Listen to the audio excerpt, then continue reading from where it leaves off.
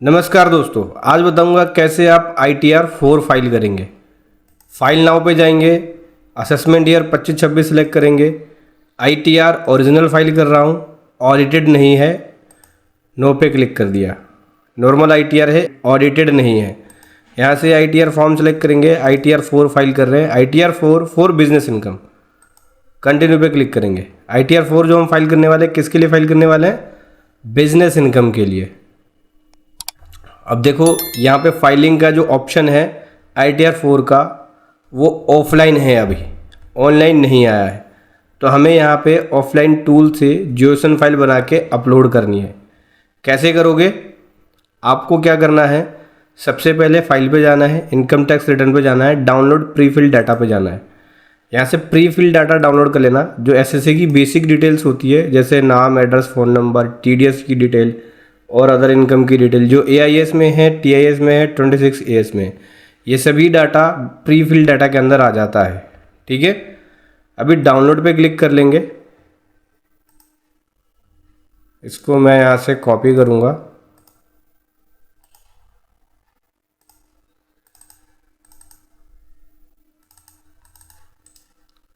Pre fill data को paste कर दिया। उसके बाद क्या करना है, यहाँ से कर देना है लॉग आउट। होम पेज पे जाके डाउनलोड पे चलेंगे।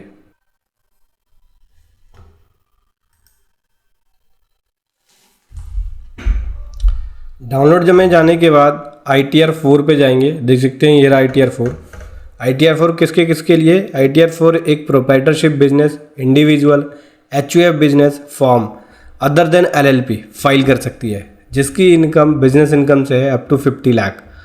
ठीक है, अगर 50 लाख से ऊपर की इनकम है फिर आपको ITR 3 में जाना पड़ेगा, और इनकम बिजनेस एंड प्रोफेशन से होना चाहिए, तभी आप ITR 4 फाइल कर सकते हो। ITR 4 के अंदर हम प्रेजम्पटिव टैक्सेशन स्कीम में अपनी बिजनेस इनकम को दिखाते हैं, जैसे कि सेक्शन 44 AD, सेक्शन 44 ADA और सेक्शन 44 AE। आज की वीडियो में बताऊंगा कि सेक्शन 44 AD में प्रेजम्पटिव टैक्सेशन स्कीम में कैसे आप ITR 4 को फाइल करेंगे, बिजनेस इनकम दिखा सकते हैं। साथ ही साथ ITR 4 के अंदर एक अपडेट और है कि लॉन्ग टर्म कैपिटल गेन अगर आपका 1,25,000 रुपये तक है तो आप दिखा सकते हो सेक्शन 112A के अंदर, यानी लॉन्ग टर्म कैपिटल गेन बनता है आपका, तो भी आप ITR 4 में दिखा सकते हो, लेकिन वो भी 1,25,000 तक का। ठीक है, करना क्या है, इस एक्सेल बेस्ड यूटिलिटी पे डाउनलोड पे क्लिक कर लेंगे और इस यूटिलिटी को कर लेंगे डाउनलोड। डाउनलोड करके करना है ओपन, जैसे कि मैंने कर लिया है, देख सकते हैं ओपन। अभी जो प्रीफिल डाटा हमने डाउनलोड किया था वो इसके अंदर करेंगे इंपोर्ट। इंपोर्ट प्रीफिल पे क्लिक करेंगे, ओके कर देंगे। जहां मैंने सेव किया है उसको कर लेता हूं ओपन।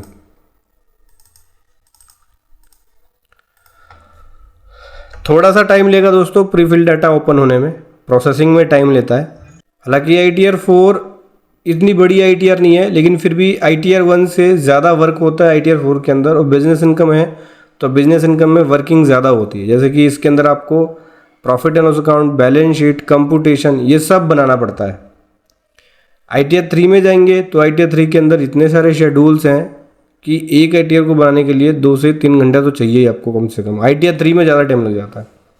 चलिए आज आपको बताता हूँ कि कैसे ITR 4 बिजनेस इनकम दिखाएंगे अंडर सेक्शन 44 AD में, प्रेजम्पटिव टैक्सेशन स्कीम में। कंप्लीट बताऊंगा आपको। तो सबसे पहले शेड्यूल पे आते हैं, जो कि है इनकम डिटेल्स की। यहाँ पे आपको इनकम की डिटेल्स देनी पड़ती है। तो नीचे स्क्रॉल करेंगे, सबसे पहले क्वेश्चन बोलता है कि क्या आप न्यू टैक्स रेजिम से ऑप्ट आउट हो रहे हैं। ऑप्ट आउट का मतलब होता है कि क्या आप न्यू टैक्स रेजिम से बाहर हो रहे हैं। अगर आप बाहर होंगे, यानी इस ऑप्शन को सेलेक्ट करेंगे यस, तो आपको फॉर्म 10IE फाइल करना होगा। उससे पहले आप ITR फाइल नहीं कर सकते। अगर फॉर्म 10IE फाइल नहीं किया और आपने ITR कर दिया तो आपको आ जाएगा नोटिस, आपकी रिटर्न इनवैलिड हो सकती है। ठीक है, तो मैं न्यू टैक्स रेजिम से बाहर नहीं हो रहा, न्यू टैक्स रेजिम को सेलेक्ट कर रहा हूँ, इसलिए नो पे क्लिक कर दिया। ऑप्ट आउट नहीं कर रहा, मैं इसी स्कीम में रहूँगा मैं। अगर मैं इसको यस कर देता हूँ, इसका मतलब ऑल टैक्स रेजिम में जा रहा हूँ, और उस केस में आपको फॉर्म 10IE फाइलिंग, उसकी डेट, उसका एक्नॉलेजमेंट नंबर, ये सब भरना पड़ेगा। तो मैं न्यू टैक्स रिजीम में ही रह रहा हूँ। न्यू टैक्स रिजीम में ये डिफ़ॉल्ट टैक्स रिजीम है, मतलब गवर्नमेंट ने क्या काम किया है, आईटीआर के अंदर ये टैक्स रिजीम सेट कर दिया है, डिफ़ॉल्टली ऑटोमेटिक सेलेक्ट होके आएगा। इससे बाहर जाओगे तब तो आपको फॉर्म भरना पड़ेगा। न्यू टैक्स रिजीम में बेनिफिट ये मिल जाएगा आपको कि 7.5 लाख तक की इनकम दिखा सकते हो टैक्स फ्री, कोई भी टैक्स नहीं देना पड़ेगा। ऊपर नेचर ऑफ एम्प्लॉयमेंट भी है और फाइलिंग सेक्शन भी पूछ रहा है। Nature of employment family pension की इनकम में नहीं अप्लाई होगा। पहले नेचर ऑफ एम्प्लॉयमेंट दे देता हूँ मैं। नेचर ऑफ एम्प्लॉयमेंट में जैसे कि बिजनेस है तो अदर लिख सकते हो आप, अदर ले लिया। फाइलिंग सेक्शन पूछ रहा है कि आप आईटीआर कौन से सेक्शन में फाइल कर रहे हो, तो ड्यू डेट पे फाइल कर रहे हैं, ऑन और बिफोर ड्यू डेट, ये ले लिया। ड्यू डेट क्या है आईटीआर फाइलिंग की? आईटीआर फाइलिंग की ड्यू डेट 31 जुलाई होती थी, इसकी डेट गवर्नमेंट ने बढ़ा के 15 सितंबर 25 कर दिया है। पहले 31 जुलाई 25 तक थी, चूँकि आईटीआर लेट रिलीज़ हुई है इसलिए इसकी डेट बढ़ा के 15 सितंबर 25 कर दिया है। ये ले लिया। अभी आगे बढ़ेंगे। ये बोलता है कि हमने इस ऑप्शन को नो किया। अब यहाँ एक ऑप्शन बोलता है, ये बी वाले ऑप्शन का ही है। ये कह रहा है कि आपको नो सेलेक्ट करना है अगर आपने फॉर्म 10I फाइल करी है आफ्टर ड्यू डेट। हमने ये फाइल नहीं किया तो इसको रहने दो आप, मैंने फाइल ही नहीं किया form 10I। No option yes option है, इसको देखेंगे बाद में, देखेंगे क्या कहता है। हमारे लिए तो एप्लीकेबल ही नहीं है। अगर नो भी कर दूं मैं, रुक जाओ ज़रा, प्लीज़ सेलेक्ट नो, नो कर दिया, चलो ठीक है, हमारे लिए तो एप्लीकेबल है, हमने फाइल ही नहीं किया। ये क्वेश्चन ये था इसमें कि अब न्यू टैक्स रिजिम से बाहर हो रहे, नहीं मैं बाहर नहीं हो रहा इसलिए नो ले लिया। आगे बढ़ते हैं अभी। और यहाँ सेक्शन 139 सब सेक्शन 1 के बारे में बोला है, उसके 7th प्रोवाइजो के बारे में। क्या आप सेक्शन 139 सब सेक्शन 1 के 7th प्रोवाइजो को कंप्लाई कर रहे हो, उसको फुलफिल कर रहे हो, उसके कंडीशंस को? कंडीशन क्या है?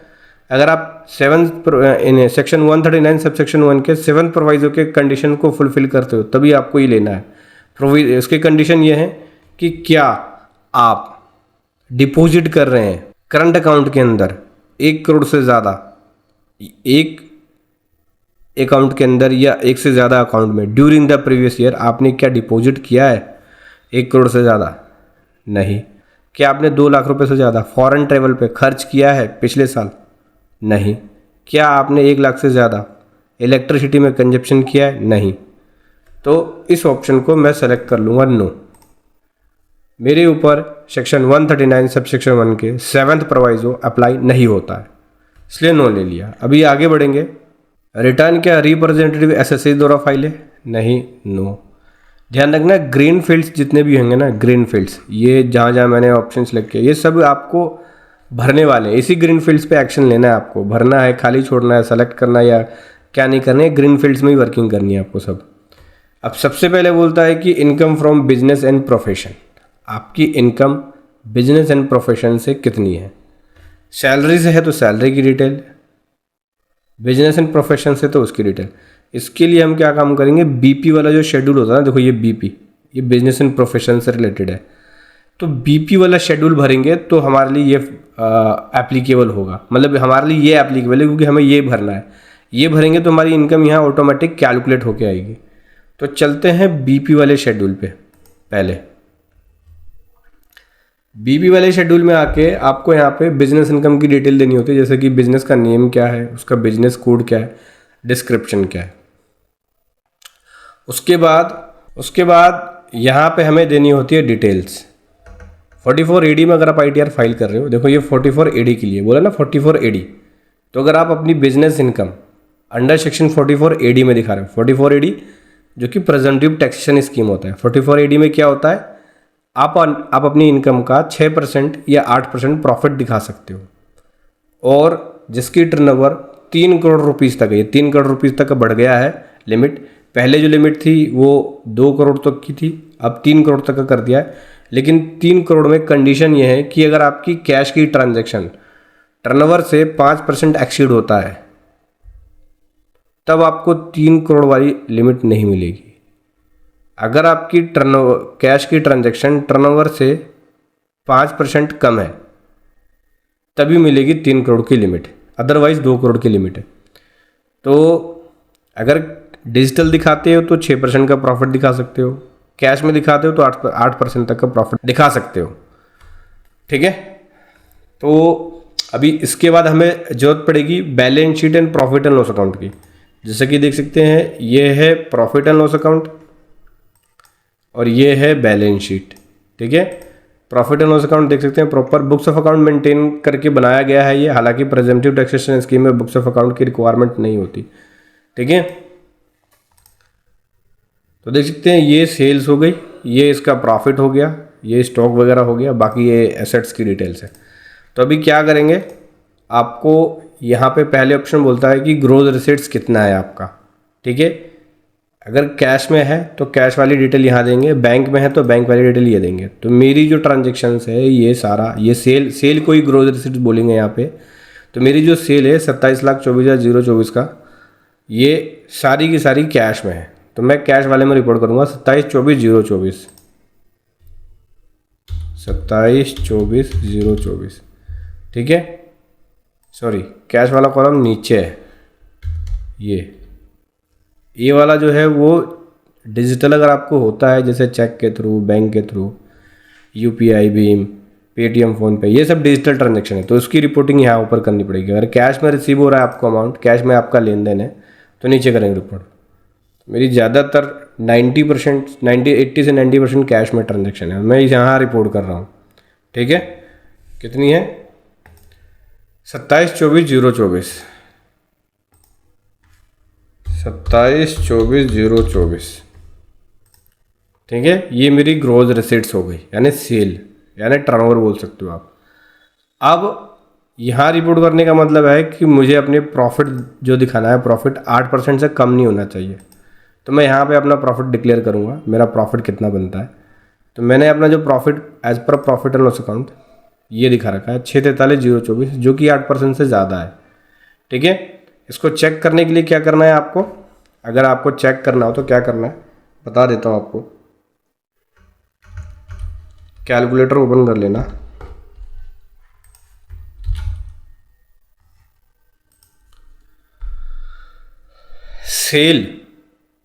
प्रॉफिट को सेल से डिवाइड कर देना।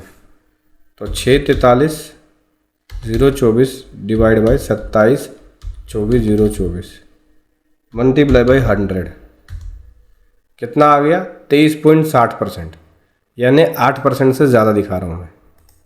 ठीक है, तो यहाँ दिखाएंगे अपना प्रॉफिट, लिखेंगे यहाँ पे इस वाले कॉलम में। कैश में लिखता तो मुझे डिजिटल रिपोर्टिंग करता तो 6 वाले में दिखाता जहाँ 6% वाला है, और डिजिटल की रिपोर्टिंग यहाँ जाती। कैश वाली है तो 8% वाले में रिपोर्ट करेंगे अपना प्रॉफिट। कितना है 6,43,024, 6,43,024 रिपोर्ट कर दिया। ये दे सकते हैं, ये मेरी टोटल इनकम यही बनेगी। अब आगे आते हैं 44 ADA, ये प्रोफेशन के लिए, हमारे लिए एप्लीकेबल नहीं होगा। 44 AE ये गुड्स ट्रांसपोर्ट के लिए, GTA के लिए, जो ट्रांसपोर्ट बिजनेस करते हैं उसके लिए। आने वाली ITR में, आने वाली जो मेरी ITR की वीडियो होगी उसमें सब डिक्लेयर करूँगा, सब आपको बताऊँगा कि ये कैसे कैसे दिखाना है आपको, प्रोफेशन के केस में इनकम, ट्रांसपोर्ट के केस में इनकम, आने वाली वीडियो में बताऊँगा ये। अभी आगे बढ़ते हैं, ये GST नंबर आ गया मेरा, और मैं यहाँ पे अपनी टर्नओवर डिक्लेयर करता हूँ। हालांकि ये जो टर्नओवर है ये AIS से उठ के आ रहा है, तो मैं यहाँ पे टर्नओवर लिख देता हूँ मैनुअल। टर्नओवर कितनी होगी मेरी, जो बैलेंस शीट में दिखाई 27,24,024। चलिए लिख लेते हैं 27,24,024, ये मेरी टर्नओवर है एक्चुअल। टोटल टर्नओवर मेरी ये हो गई as per GST return filed. अभी आगे बढ़ेंगे, यहाँ पे financial particular of the business की डिटेल जाएगी, मतलब कि बैलेंस शीट की डिटेल यहाँ पे देनी पड़ेगी, एसेट एंड लाइबिलिटीज़।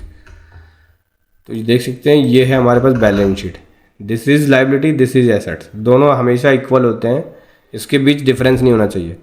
आप यहाँ पे रिपोर्ट भी करोगे तो दोनों का इक्वल सेम होना चाहिए। सबसे पहले कैपिटल अकाउंट बोल रहा है, तो कैपिटल अकाउंट लिख लेते हैं, यहाँ से देखने को मिलेगा। देखो कैपिटल अकाउंट 21,43,460, 21,43,460, 24 कर दिया मैंने, 21,43,460। सिक्योर्ड लोन ये है 3,62,770, 362,770 का इसके अलावा मेरे पास क्रेडिटर है 875,167 का, ये आ गया 875,167 का क्रेडिटर आ गया। एडवांस फ्रॉम कस्टमर है 82,382 का, 82,382 का आ गया ये एडवांस फ्रॉम कस्टमर से। फिर उसके बाद फिक्स एसेट्स की बात करें जो कि 57,757 है, 57,757 आ गया फिक्स एसेट्स। इन्वेंट्री की बात करें तो 50,82,92, 50,82,92 इन्वेंट्री हो गई है। डेटर की बात करें तो डेटर है 968,112, 968,100, एक मिनट, 968,112। डेटर के बाद आ गया कैश इन हैंड 17,13,484,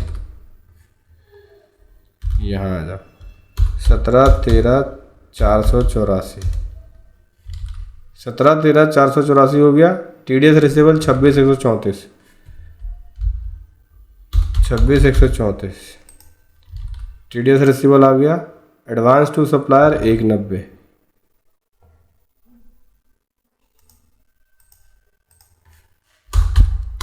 312 ज़्यादा हो गया,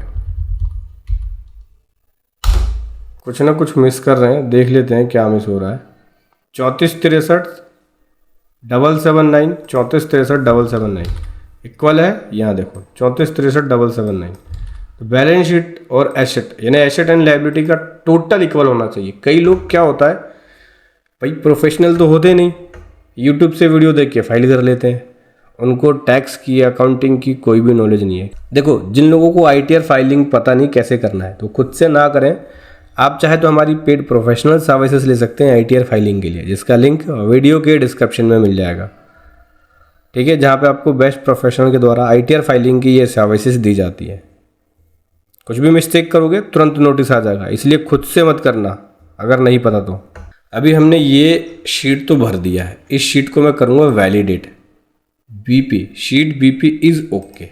अब आऊँगा इनकम वाली शीट पे, क्योंकि ये उसके बेस पे इनकम वाली शीट बनेगी। देखो मेरी इनकम यहाँ बनी 643,024 की, ये देखो 643,024 की इनकम बनी। इस पे ये देखो ये टोटल टैक्स पेबल बना और इतने का रिबेट मिल गया। मैंने बताया था न्यू टैक्स रिजीम में 7.5 लाख तक की इनकम दिखा लो, कोई दिक्कत नहीं है, टैक्स नहीं बनेगा। 22,500 तक का रिबेट मिल जाता है। अभी मैं आपको ऊपर ले चलता हूँ, इसको करेंगे वैलिडेट। ये अब इसमें 2-3 चीज़ें मिस कर दी हैं, एड्रेस के अंदर मिस है, हालांकि एड्रेस में ही मिस है, देख लेते हैं क्या मिस है। वैलिडेट कर दिया। अब इनकम वाली शीट ओके है, ठीक है। बेसिक डिटेल में कहीं एड्रेस वेड्रेस मोबाइल नंबर मिस रह जाता है तो एरर आता है, बाकी इनको ठीक कर दोगे तो मतलब सही कर दोगे और वैलिडेट करोगे तो ठीक हो जाएगा। अब मेरी 2 शीट ओके हो गई। अब सीधा TDS वाले पे आ जाता हूँ। TDS वाले पे देखते हैं क्या TDS बना है आपका। तो TDS बना है 26,134 का TDS है, जो कि TDS ऑन कैश विड्रॉल पे कटा है, देख सकते हैं। 184 कैश विड्रॉल का होता है, तो जो कैश विड्रॉल किया है उस पर TDS बना है। तो ये जो 26,134 का है ये अमाउंट मेरे को रिफंड हो जाएगा, ठीक है। अभी कुछ नहीं करना है, इस शीट को करना है वैलिडेट। ये शीट भी ओके है। IT पे जाते हैं, income tax, self assessment tax, advance tax. कुछ भरा है आपने, अगर भरा है तो इसकी डिटेल यहाँ पे आएगी, नहीं भरा है तो ओके कर दो, आगे जाओ। TCS, अगर कोई TCS कटा होगा तो TCS की डिटेल आपको यहाँ देखने को मिलेगी। मेरा यहाँ पे कोई भी TCS नहीं है, इसलिए इसको भी वैलिडेट करूँगा और आगे बढ़ेंगे। Tax paid verification, tax paid verification में स्टार्टिंग में आपको दिखाता है कि टोटल TDS ये कटा आपका, इसके अलावा टैक्स आपने पहले से ये पेड कर दिया, पेबल कुछ भी बना नहीं, तो ये अमाउंट रिफंड हो जाएगा। 26,130 का अमाउंट आपका रिफंड हो जाएगा, ठीक है। कोई और अदर इनकम है तो उसकी डिटेल दे सकते हैं, जैसे एग्जाम्प्ट इनकम, ये सब। ये बैंक अकाउंट की डिटेल्स आ गई। फिर यहाँ बेसिक डिटेल्स होती है, प्लेस वगैरह लिख लेंगे।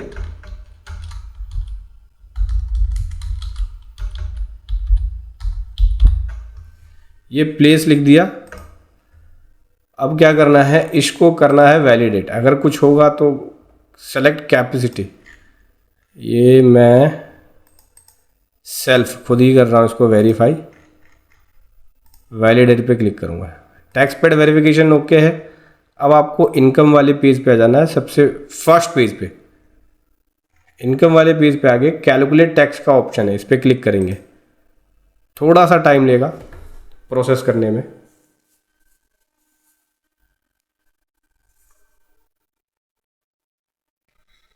देख सकते हैं प्रोसेस कर दिया इसने। अभी आपको जनरेट जीओएसएन पे क्लिक करना है। यहाँ से जीओएसएन फाइल जनरेट करेंगे तभी वो फाइल अपलोड होगी इनकम टैक्स साइट पे। थोड़ा सा टाइम लेंगे, वेट करेंगे जीओएसएन फाइल का।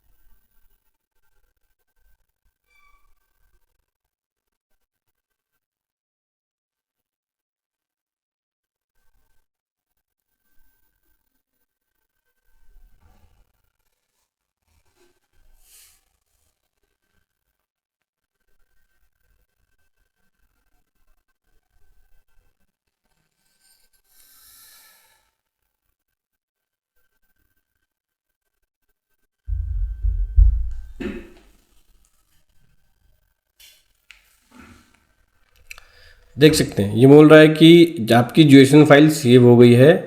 जहाँ पे इस यूटिलिटी को आपने सेव किया है वहाँ आपको फाइल सेव देखने को मिलेगी। ओके पे क्लिक करेंगे। चलिए देख लेते हैं एक बार। ये देखो मेरी जीओएसएन फाइल इसने बना दी है। ठीक है, अभी क्या करना है, इनकम टैक्स साइट पे आएंगे, लॉगिन पे आएंगे और यहाँ कर लेंगे लॉगिन। दोस्तों ये कर लिया मैंने लॉगिन। लॉगिन करने के बाद फाइल पे जाना है, फाइल इनकम टैक्स रिटर्न, इस पे जाना है। ये पेज खुल के आ जाएगा। अब यहाँ से आपको असेसमेंट ईयर सेलेक्ट करना है। करंट असेसमेंट ईयर 25-26 की फाइल कर रहे हैं। फाइलिंग टाइप ओरिजिनल आईटीआर है, ऑडिटेड है नहीं, नो। आईटीआर कौन सा, आईटीआर 4 है। कंटिन्यू पे क्लिक करेंगे। अब जो जीओएसएन बनाई है वो उसको यहाँ पे अपलोड करेंगे। चलिए अपलोड कर लेते हैं।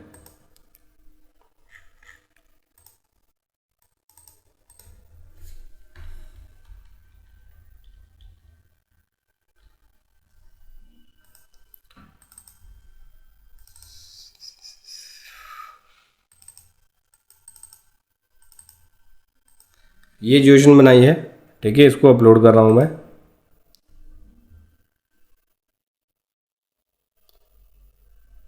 देख सकते हैं सक्सेसफुली वैलिडेट हो गया।